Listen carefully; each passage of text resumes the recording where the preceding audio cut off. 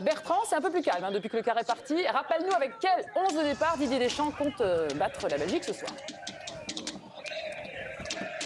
Oui, tout s'est absolument vidé au moment que le quart de l'équipe de France a quitté cet hôtel. Pour ce qui est du 11, on aura Mike Maignan dans les cages, arrière droit Jules Koundé, la charnière Upamecano, Saliba, arrière gauche Théo Hernandez. Pour ce qui est des milieux de terrain, on va retrouver Aurélien Tchouameni, N'Golo Kanté et Adrien Rabiot en position de numéro 10, Antoine Griezmann. Et pour ce qui est des deux attaquants, Marcus Thuram ainsi que Kylian Mbappé. On appelle la fameuse composition en losange et ce 4-4-2 qui fait très peur, mais alors très peur. À Pierre Bouby qui ce matin, quand on prépare l'émission, on lui dit bon toi t'es confiant ou pas, il nous dit carrément. Je suis très pessimiste. Non, t'as dit pire que ça. J'y crois pas une minute. Voilà, ça c'est pire. Mais j'ai pas de mémoire donc. C'est pour ça. Pas une minute, genre tu te poses devant la télé, c'est mort quoi. Non, en fait, pour expliquer, c'est qu'au départ, quand j'ai vu la composition d'équipe et le système de jeu en 4-4 de losange, je me suis dit pourquoi pas. J'ai trouvé Thuram devant pas inintéressant, Mbappé en pointe, ça me pose pas de problème, Griezmann aussi dans l'entrejeu non plus. Et après, je me suis souvenu qu'on jouait contre la Belgique et où leurs points faibles sont les deux latéraux. Et là, tu te prives de Dembélé et de Barcola, Barcola qui a été le meilleur lors du dernier match et sur les côtés où tu peux les désarçonner complets. Donc je trouve que tu mets l'équipe de Belgique un peu dans des chaussons. Je trouve que en essayant de renforcer absolument le milieu, je ne vois pas ce qui va empêcher De Bruyne de se décaler sur les côtés, ce qu'il fait très bien et ce qu'il a l'habitude de faire. Et tu te retrouves en fait avec les deux latéraux qui n'ont quasiment personne à défendre. Et c'est pas en blindant l'axe en fait que tu vas être plus en sécurité. J'ai trouvé honnêtement l'équipe de France sur les 3 matchs plutôt en sécurité, en plus dans les systèmes dans lesquels ils ont joué. Je trouve que défensivement on est au point. Et je pense que Didier Deschamps s'est mis un peu dans la panade avec ce retour de Kanté où tu peux quasiment plus l'enlever parce que les 2 premiers matchs il a été énorme et le 3e match il a été utilisé en numéro 10. Donc Rabiot, moi je le trouve non complètement normal, je pense qu'il a récupéré, je voulais le faire jouer. Ouais. Tchouameni, après c'était un choix à faire entre Tchouameni et Kanté, il a décidé de laisser les deux et je pense qu'il s'est mis dans un confort en se disant les deux qui n'auront pas d'état d'âme, c'est Dembélé parce qu'il n'est pas décisif et c'est moyen depuis le début de la compète. Et Barcola de l'autre côté qui a été quasiment le meilleur de l'équipe de France l'autre jour, mais qui n'a pas d'ego et qui vient d'arriver et qui va rien revendiquer du tout en termes de temps de jeu. Et le manque qu'on avait de Griezmann et l'obligation de le remettre. Donc j'ai plus l'impression que c'est un aveu de faiblesse en essayant de blinder l'axe parce qu'il y a De Bruyne en face et que ça risque d'être compliqué. Ce sera lui qui fera la différence. Tu as aussi Doku sur le côté. Et je me dis, offensivement, lui qui Didier Deschamps nous sort depuis un petit moment en conférence de presse qu'il met l'équipe tout le temps pour essayer de poser des problèmes à l'adversaire. Et ben là, je vois pas où est-ce que tu vas poser les problèmes à droite avec Koundé et Kanté sur le côté. Qui va amener des centres même si tu manques de mecs dans la surface? Moi, ça me pose un gros problème et je me dis que je suis la Belgique. Bah, je me dis, si je bloque le côté gauche, en fait, je suis tranquille.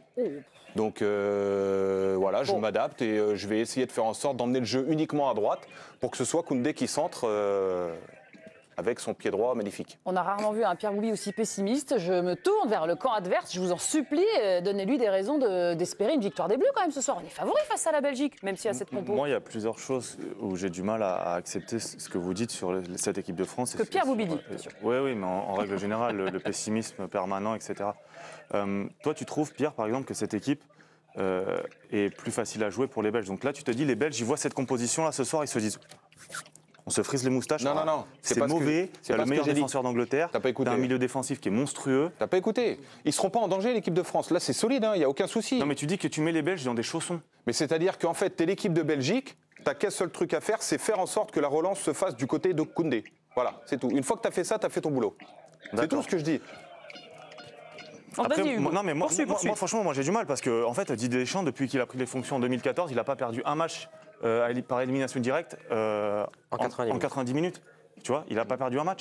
Et ce mec, il est champion du monde. Non mais on est d'accord que il fait finale de faire l'histoire des Bleus. Mais ouais, en fait, je comprends pas. On en a rigolé un peu avant avec l'équipe d'Angleterre et Southgate, qui a aussi une armada et qui est nulle. Il fait du Deschamps. Non mais ouais. La seule différence, c'est que lui, il gagne rien. Ah bah lui, il a gagné là. Ce que je veux dire, c'est miraculeux là. Ouais, non mais il gagne pas. Il a pas gagné une compétition. Ouais, bien sûr. Et Deschamps, il gagne des titres. Et en fait, moi, ce que je trouve très dur, c'est qu'en plus, t'es un ancien joueur et c'est tellement dur de gagner. C'est tellement quelque chose de. Évidemment que c'est dur de gagner. C'est pas le sujet, ça. Bah ouais, mais moi, je trouve qu'en fait, on est vachement dur avec ce staff, avec Deschamps, avec ce qu'il propose, parce qu'il te fait gagner quand même. Et je trouve que c'est tellement compliqué de gagner. Bah ouais, mais moi, je trouve que c'est tellement dur de gagner. C'est quoi ces trophées? C'est quoi ces trophées? Vas-y. Ah, champion du monde quand même. Ouais. Derrière, il te fait une finale finale où il te fait rêver. Mais final, c'est pas un trophée. Non, mais d'accord, mais il est toujours dans le dernier carré. Oui, bah là, t'amène toujours mais au bout. j'espère. Hein. Tu Moi, vois ce que je veux honnêtement, dire j'espère me Et en tromper. fait- Et à chaque fois que généralement, quand j'ai une sensibilité, il se passe tout le contraire. Ça, c'est vrai. Mais non, mais moi, J'espère me suis tromper. pas Il d'accord arrive en contre mode toi. chaman. D'autant plus que tu joues la Belgique en 2018, tu les bats. Tu joues la Belgique en 2021, tu les bats. Mais arrêtez de Tu me vois ce que parler je veux de dire On revient ce qui s'est ce passé soir. avant. On revient C'est ce soir. là Pierre qui a raison. compte, là. Thomas Bonavent, t'es plutôt serein ou un peu stressé?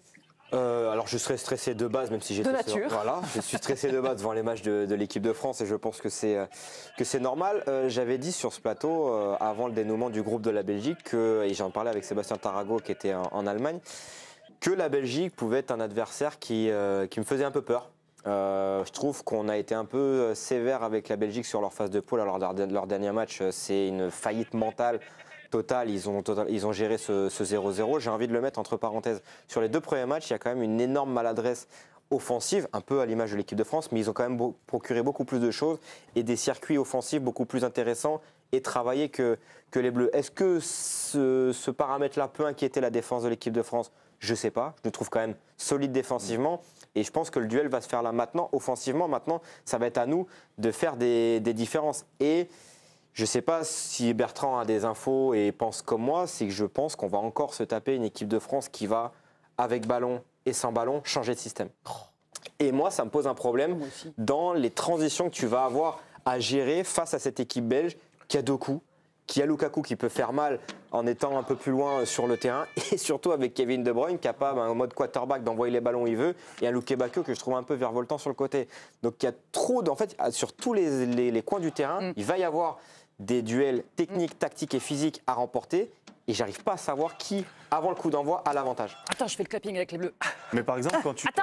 Pardon. Voilà, on fait ça, accélère. Ça accélère. Vas-y. Que savoir qui va gagner ce soir. Non, mais tu vois, Moi, je suis dans le match. Attends, Hugo. Thomas, tu évoquais les différents systèmes de Didier Deschamps. Pardon. Moi, ce qui m'inquiète depuis le début de la compétition, c'est qu'on se dirige vers une 4e composition d'équipe différente, finalement. Contre l'Autriche, on a eu un 4-3-3, avec la présence de Kylian Mbappé au poste de numéro 9, Antoine Griezmann, relayeur. C'est bien fait. Deuxième match face aux Pays-Bas, un 4-4-2, avec un Griezmann derrière l'attaquant, Adrien Rabiot déporté sur le côté gauche, un rôle un peu hybride de milieu de terrain relayeur excentré, et Tchouaméni, eh bien, qui arrive titulaire dans cette équipe. Mais ça, c'est quoi, elles sont avec ou sans ballon? Troisième match, Thomas, eh bien, on a la présence de Barcola, pas de Antoine Griezmann et un schéma en 4-3-3. Et là, pour ce match face à la Belgique, Bertrand, donc, on se dirige vers un 4-4-2 losange. Moi, les tâtonnements tactiques de Didier Deschamps m'inquiètent énormément. Ben moi aussi, c'est ce qui m'étonne en fait, ce changement de cap d'un match à l'autre, et surtout que ce système-là, offensivement, il demande quand même, et défensivement aussi, mais il demande quand même beaucoup de travail. C'est quand même pas un système qui est utilisé dans tous les clubs, loin de là. Il a des spécificités, ça vous met notamment en très grande difficulté sur la largeur du terrain quand vous n'avez pas le ballon. Et la dernière fois que ça a été utilisé, je l'ai déjà dit, c'était en 2021 par l'équipe de France. Donc, c'est pas le fruit d'un long travail tactique, de tout ce que vous avez fait en préparation, voire même en match de poule. Donc de ce point de vue-là, il y a des tâtonnements. Ça ne veut pas dire qu'on va perdre. Moi, je ne partage pas le scepticisme de Pierre sur l'issue finale de la rencontre. Mais en tout cas, ce choix m'interroge énormément. Et pour répondre à la question de Thomas, oui, je pense qu'il y aura 2 systèmes pour l'équipe de France. Un avec le ballon dans ce système-là. Un autre quand l'équipe de France n'aura pas le ballon. Ce qui peut peut-être d'ailleurs être un peu rassurant parce qu'on sait que c'est très difficile de défendre dans ce système-là. Est-ce que ça sera un 4-4-2 à plat? Est-ce que ça sera un 4-3-3? Mais je vois mal les Français défendre dans ce système-là. Et je pense que typiquement Rabiot sera amené à défendre un peu couloir gauche, peut-être que Kanté sur le couloir droit, je ne sais pas comment ça va se passer exactement, mais je n'imagine pas que ce 4-4-2 losange soit immuable avec ou sans le ballon.